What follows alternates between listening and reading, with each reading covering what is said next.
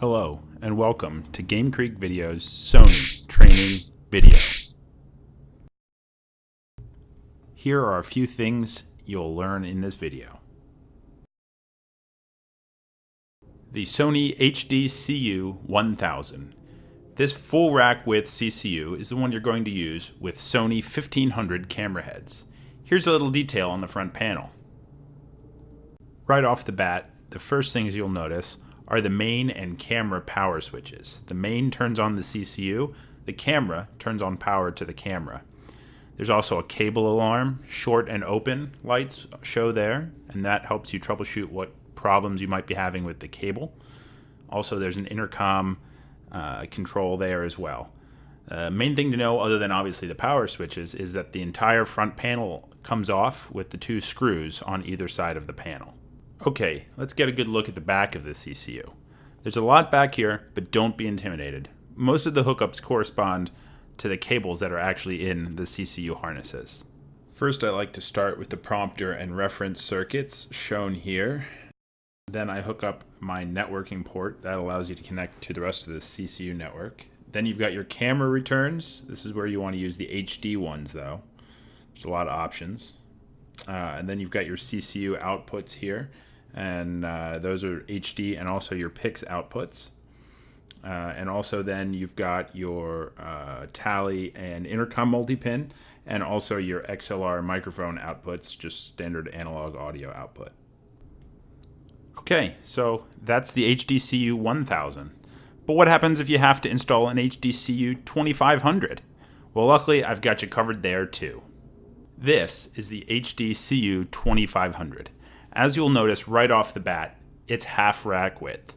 This is very helpful because you can fit two CCUs or a CCU and a shoebox in the same space as an older full rack width CCU. One important thing to remember if you're going to be installing half rack CCUs or even shoeboxes for that matter is that there are no rack ears, so you can't screw them to the racks like you would a full width CCU. This means you're going to need rack shelving to put them on and a large amount of Velcro to keep everything from jostling around in transit. On the 2500, here are your reference inputs and also your return inputs. There's only 3 marked there, but the 4th return actually follows the prompter input on the CCU. Here are 2 network connections. The jack on the right is your actual network connection to the CCU network, and the one on the left is just a straight line from the CCU to the camera. Here are your HD outputs and your PIX outputs. Those are pretty important. And also something on the 2500 that you don't have on a 1500 or a 1000 is the 2X MO output. And you will see that they are right there in the red box there. There's 2 SDI outputs, and they are actually identical outputs, and they are both 3G 2X outputs. That does not do 1.5G output. So keep that in mind. They're just identical copies, not 1.5 and 1.5. And also you will still need to make sure that you have your regular speed output to go to your switcher or anything else that might be using regular speed.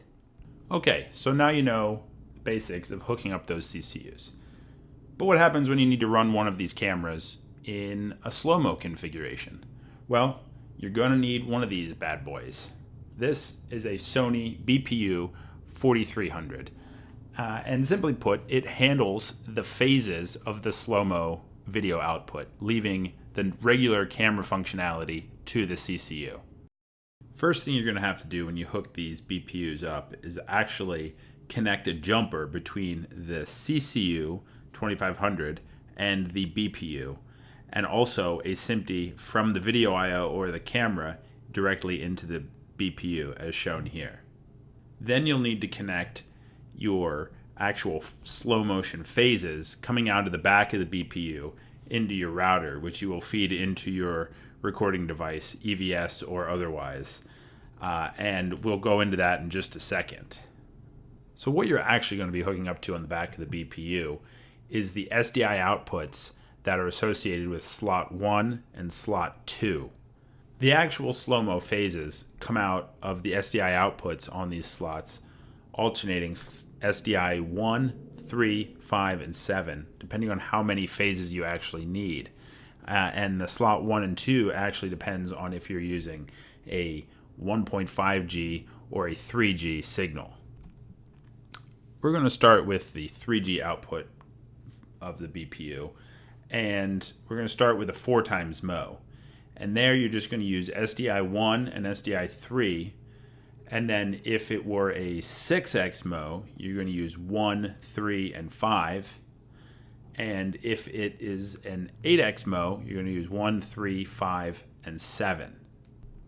When you run in a 1.5G configuration on the BPU, the 4X, as shown here, actually uses only slot 1's SDI outputs, 1, 3, 5, and 7. And that's kind of the exception to the rule. If we go to a 6X output, you can see that the phases are split between slot 1 and slot 2 on SDI out 1, 3, and 5. And then if we go to a 8X MO, you can see they're split and on 1, 3, 5, and 7. I know it's kind of hard to see what's going on these documents, but I'm going to put together a single page document and make sure that it gets put up on the website so that you can reference this outside of the actual video. Okay, so that's kind of the basics of hooking up CCUs and BPUs. And now we can move on to RCPs, MCUs, and networking the whole system together. Okay, so I'm going to start with RCPs because they really are the control panel for everything for the most part. I had access to 1500 RCPs. There are also 1501 and 1530. If you have those on your trucks, take a look at the manual. There are some slight differences between button placements, knobs, etc. Otherwise, they do pretty much the exact same thing. Okay, so to get into the security menu, go to Config, RCP, and then click on Security. Hit Enter. It's 5222 is the code. And this is what I do first thing if I'm going to make a lot of changes to an RCP. Okay, so in the Config Network menu, a couple options. Network Info shows you the overall information. It's helpful. TCP/IP and CNS are the most important menus there. You can set all your IP addresses in TCP/IP, and under CNS you can select legacy mode to connect the RCP directly to the CCU with a CCA cable, or you can select MCS, which is how you connect to the actual network, and make sure that the IP address in there matches your master control panel's IP address. Under Config RCP Assign is where you'll find the menu to change what CCU your RCP is controlling. Under the Function menu, you can see the optical level for the CCU and camera. Under Config CCU is how you get to turn on and off and control the CCU menus. Once you display the CCU menu, there are three main options. We're going to start with network settings first, and this is where you set the IP address and everything for the actual CCU. Like in RCP, there's a legacy and MCS setting in there as well. You'll need to make sure that that master IP address corresponds to the master control panel IP address. On the MSU, you can actually do a lot of the RCP controls as well, like panel configs. But here, if you click on the MSU menu and then click on network, you can control all your IP settings the same as you do on the RCPs. Again, make sure your master panel is set to the MSU network IP. On the MSU, under the config menu, multi-format is where you set your format for the CCU. And similarly, under the BPU multi-format is where you set your format for your BPU controls and the outputs there.